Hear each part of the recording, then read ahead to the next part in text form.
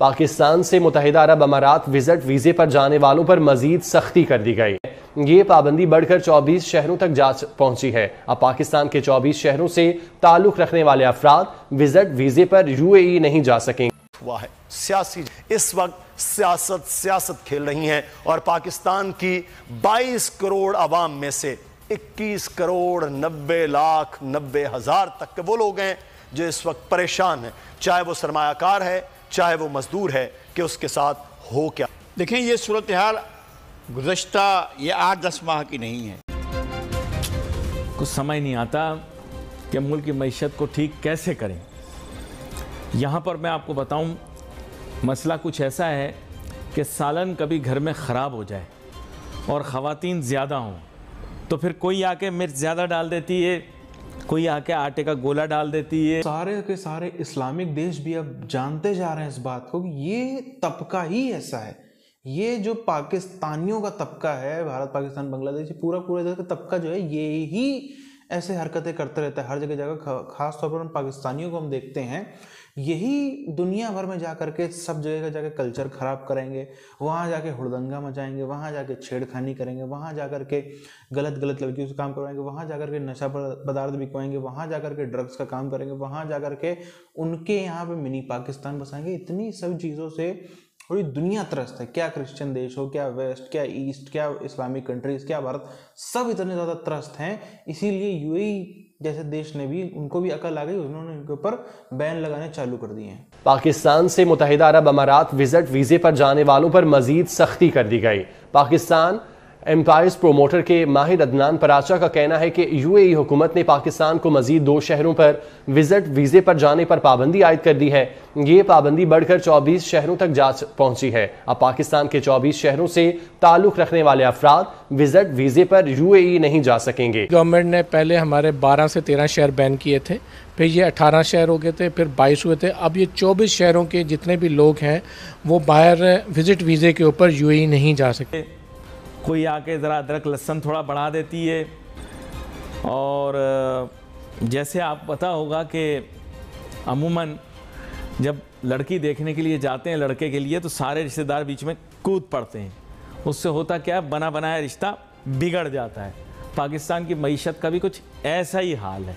कोई आ रहा है बीच में दालचीनी डाल रहा है, कोई आ रहा है इसमें लौंग इलायची डाल रहा है, चौथा बदली 5वां, ठीक है, म्यूजिकल चेयर, फिर दोबारा वापस। तो मसला ये है कि सबने इस मईशत का हुलिया बिगाड़ सा दिया और पता सच पूछो तो किसी को भी नहीं है। ऐसा नहीं कि वो उनने कुछ छुप कर कहा हो, किसी कान में कहा, उनने स्क्रीन पर आकर यही कहा था कि मैं सो रहा था और फिर जो है डॉलर की कीमत बढ़ गई थी, और डॉलर की कीमत जो है 110 से बढ़कर वो चली गई थी 100, जो आप 84 बता रहे हैं, लेकिन 191 थी जिस दिन उनका जो उनके इक़्तिदार का खात्मा हो, उस दिन 191 तक पहुंच चुकी थी। और बाकी जो है वो इन्होंने कमी पूरी की है, क्योंकि इनके पास भी कोई बड़ा अहलियत का इतना बड़ा वो सरचश्मा नहीं था जहां से ये उसको ठीक कर सकते। वज़ीर ख़जाना, वज़राए ख़जाना आते रहे, एक बदली दूसरा, दूसरा बदली तीसरा, तीसरा बदली चौथा। कोई हल्दी ज़्यादा डाल देती है, ठीक है, फिर आखिर में क्या होता है कि कोई आंच तेज़ कर देती है तो हांडी सड़ जाती है। अंग्रेज़ी में से कहते हैं too many cooks spoil the broth. हमारा प्रॉब्लम ये है कि हमारी मईशत को ठीक करने के लिए हर कोई कूद पड़ा है। लोगों को पता था कि पाकिस्तान बन सकता है ट्रेड हब, उसकी वजह ये पूरा सेंट्रल एशिया वो आपके ऊपर डिपेंडेंट है। बहुत सारे मुल्क लैंड लॉक्ड हैं, समुंदर का नामो निशान नहीं। सामान जाए तो पाकिस्तान से जाए। अफ़गानिस्तान तो हमारा पड़ोसी है ही है, मजबूर है बेचारा, हमसे ही मांगा तांगा करके गुजारा करेगा। नाच। अब मसला ये है कि अब हमने सड़क तो बना दी रेगिस्तान में जाके, चीन के रेगिस्तान में जाके सड़क छोड़ दी। अब बोल रहे हैं इससे मुल्क की तरक्की होगी, नाउज़ुबिल्लाह मुल्क की तकदीर बदल जाएगी। टोपी ड्रामे, चीन वाले तो वहाँ पे चने मुरमुरे बेच रहे हैं ना। बात दरअसल ये है कि हम एक सनती मुल्क रहे ही नहीं, हम एक तिजारती मुल्क बन चुके हैं। मैं कहता हूँ चलो इसी का फ़ायदा उठा लो, तिजारत ही कर लो। उसके लिए आपको इस इलाके का इकोनॉमिक हब बनना पड़ेगा, ट्रेड हब बनना पड़ेगा। बन सकते हो बाबा, चाइनीज इतने होशियार हैं, रेंगती चलती हर चीज को खा जाते हैं। क्या चीज हो यार, अपनी तरफ से होशियार बने हुए हैं, वो हमारे लिए कर रहे हैं, हम उनके लिए कर रहे हैं। उनकी ना सोचो, वो बड़े शाणे हैं। आप अभी चाइनीज से आपका टाकरा नहीं हुआ, जिनका हुआ है उनको बुला के आज पूछेंगे ना, और हम किसी और से उनके नाम पे मांग तांग के गुजारा कर लेंगे। दूसरा रहा ईरान, ईरान पे लगी सैंक्शन, ठीक है, ये ममालिक इनको हमारी ज़रूरत है। फिर एक हम बड़े होशियार हैं, शाणे, हमने क्या किया, चीन का रेगिस्तान है वहाँ पे जाके सड़क जोड़ दी, बोल रहे हैं ये सीपेक बना लिया, वाह भाई नाचो। एक ज़माना था जब आपके दुश्मन को बर्बाद करने के लिए आप ट्रेडिशनल वॉर से गुजरते थे, रिवायती जंगी तरीका था। जी जी। एक ज़माने में तलवारें चलती थी, मैदान जंग होता था और उसमें आप गालिब आ जाते थे तो आप फाते होते थे। और सूरत हाल ये है कि आपकी एलसीज बैंक अब एप्लीकेशन तक आपसे रिसीव नहीं कर रहा है, एलसी खोलने की एप्लीकेशन तक बैंक आपसे रिसीव नहीं कर रहा। पहले तो ये था कि जी आप एप्लीकेशन दें तो स्टेट बैंक में फॉरवर्ड होती थी, वहाँ से अप्रूवल आती थी तो एलसी खुलेगी आपकी। अब तो बैंक एलसी की एप्लीकेशन ही आपसे एक्सेप्ट नहीं कर रहा। बड़ी परेशान कौन सूरत हाल है, ये जो एक गैप आएगा, मगर उसके लिए वो दिमाग भी चाहिए, वो सलाहियत भी चाहिए, वो लीडरशिप भी चाहिए। आपने जब एडॉकिज्म पे, मतलब लोग बेवकूफ़ हैं, नहीं खुल के बोलते हैं आप लोगों में, एडॉकिज्म पे हुकूमत की आपने, तो आपने अपना टेन्योर बस एक गुजारा और उसके बाद मुल्क को मजीद कर्जे, जो आता था मुल्क को मजीद कर्जे की दलदल में धकेल के चला जाता था। अगर उसकी लिमिट होती है वो बस हो गई। अली, आज का जो है ना वो बड़ा एक इमोशनल, एक जज्बाती किस्म का आपका प्रोग्राम हो रहा है, और मैं अपनी फीलिंग्स क्योंकि अच्छी नहीं है और बहैसियत पाकिस्तानी मैं एक कर्ब से और तकलीफ से गुजर रहा हूँ, और जब लोगों को पता चलेगा इन मसाइल का तो यकीनन उनके लिए भी कोई सूरत हाल आसान नहीं होगी। हर आदमी उस तकलीफ को महसूस करेगा। कोई चीज़ सपोज कोई चीज़ रॉ मटेरियल इंपोर्ट करता है, प्लास्टिक रॉ मटेरियल इंपोर्ट करता है, कोई जैसे प्लास्टिक दाना कहते हैं, वो बेचने को तैयार नहीं है, इसलिए वो कहता है कि वो बेचूंगा तो पाक रुपीज़ में बेचना पड़ेगा, रुपीज़ के बदले में डॉलर जब लेने जाऊंगा तो मुझे डॉलर नहीं मिल रहा है, लिहाजा आज बेच के इसको यहीं रखो, इसकी वैल्यू बढ़ती रहेगी। उसके बाद का जो दौर आया उसमें आप तोपें और बंदूकें लेके एक दूसरे के ऊपर हमलावर होते थे। आज का जो ज़माना है वो ज़माना तब्दील हो गया। अब ट्रेडिशनल वॉर का ज़माना ख़त्म हो गया, अब इकनॉमिकल वॉर होती है।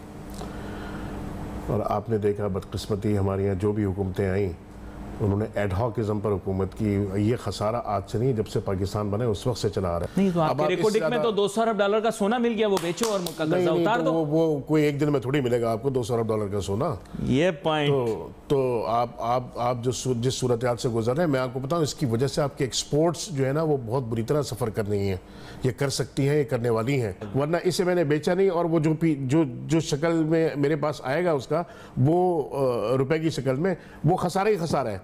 तो लिहाजा जो चीज़ अवेलेबल है भी उसको भी मार्केट में सप्लाई की उसकी शॉर्टेज होनी शुरू हो गई, लोगों ने उसको रोकना शुरू कर दिया। ये वही सारे के सारे अरब देश हैं चंद साल पहले, चंद थोड़ा सा पीछे जाते हैं, बहुत ज़्यादा पीछे जाने की ज़रूरत नहीं है। कुछ भी भारत में कोई एकदम से परेशान हो गया इसी समुदाय के हरकतों से, वो कुछ विरोध करने की कोशिश करे, हो इस्लामोफोबिया देखो, रशिया में कोई करे, कहीं दुनिया किसी कोने में कोई करे, तो ये सब के सब जो थे एक संग खड़े हो जाते थे कि हाँ देखो क्या हो रहा है, ये जो है एक इस्लामोफोबिया फैलाया जा रहा है, ये मुसलमानों के प्रति ऐसा किया जा रहा है। यही शब्द हमको इनके मुंह से सुनने को मिलते थे। अब जब इनके खुद के देश में वही चीज़ें हो रही हैं तब इनको अकल आ रही है। एक चीज़ और आप देखो, अभी से चंद महीने जब ये नुपुर शर्मा वाला मामला हुआ था तब पाकिस्तानी दुआएं पढ़ रहे थे, पाकिस्तानी मज़े ले रहे थे कि देखो कैसे भारतीयों को भगाया जाएगा, कैसे इंडियंस को ढूंढ ढूंढ के वहाँ से नौकरियों से निकाला जाएगा, कैसे एक अलग काउंटर बना दिया गया। वहाँ के जो शॉपिंग मार्केट सुपर मार्केट होते हैं वहाँ पर अलग काउंटर बना दिया गया कि इस कार्ट में सब का सब इंडियन प्रोडक्ट रखा है, वहाँ पे पर्ची चिपका दी गई कि आपको इंडियन प्रोडक्ट नहीं लेना है। ये सी बातें पाकिस्तानियों की तरफ से हमें सुनने को मिल रही थी कि आप देखो अब अरब कंट्रीज़ में भारतीय ढूंढ ढूंढ के निकाले जाएंगे। भारतीयों के तौर पर भी बाकायदा अपील की, इनकी तरफ से अपील की गई थी कि भारतीयों में भी आप सिर्फ और सिर्फ जितने हिंदू, सिख, जैन, बौद्ध, क्रिश्चियन हैं भारत के, उनको आप पकड़ पकड़ के निकालें, यहाँ के मुसलमानों को ना निकाले जाए। ऐसा पाकिस्तान की तरफ से मुकदमा लड़ा गया था।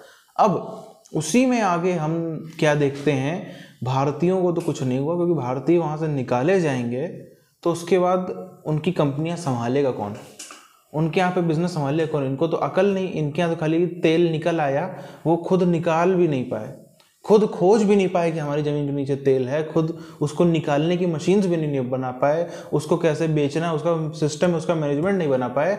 खाली ज़मीन मालिक होने की वजह से इनके पास में पैसा आ गया, बाकी तो कुछ इनको आता ही नहीं, तो गंवार कौम है।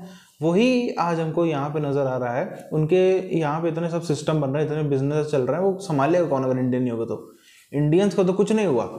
पाकिस्तानी ढूंढ ढूंढ के बाहर निकाले जा रहे हैं, पाकिस्तानी ढूंढ ढूंढ के जेलों में डाले जा रहे हैं। जो नए पाकिस्तानी आने वाले हैं उनको पहले ही लाल झंडी दिखाई दी, कोई ज़रूरत नहीं है यहाँ के एयरपोर्ट पे उतरने की, दुबई एयरपोर्ट पे, अबू धाबी या शारजा एयरपोर्ट पे उतरने की कोई ज़रूरत ही नहीं है।